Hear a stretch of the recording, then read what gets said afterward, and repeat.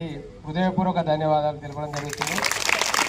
ఈ కార్యక్రమానికి ముఖ్య అతిథిగా విచ్చేసిన సంపత్ రమేష్ సార్ గారికి మరియు నా తోటి బహుజన సేన నాయకులందరికీ హృదయపూర్వక ధన్యవాదాలు మరియు జైభీం తెలియజేసుకుంటూ, భారతదేశంలో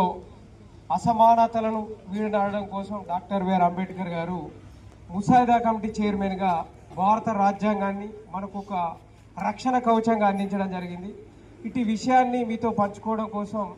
ఈ కార్యక్రమానికి రావడం జరిగింది. మాకు అవకాశం కల్పించినందుకు మరోమారు ప్రిన్సిపాల్ గారికి హృదయపూర్వక ధన్యవాదాలు తెలియజేసుకుంటూ, భారతదేశంలో జీవిస్తున్న ప్రతి ప్రజల అవసరాలు తీర్చే భారత రాజ్యాంగంపై అవగాహన లేకపోవడం చాలా బాధాకరంగా భావించి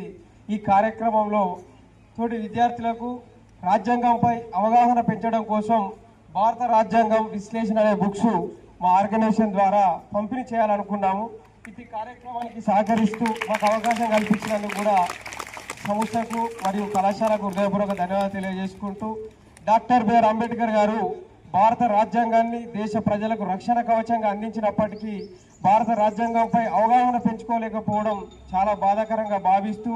డాక్టర్ బిఆర్ అంబేద్కర్ గారు 2 సంవత్సరాల 11 నెలల 18 రోజులు ముసాయిదా కమిటీ చైర్మన్గా 284 మందితో నిరంతరం శ్రమించి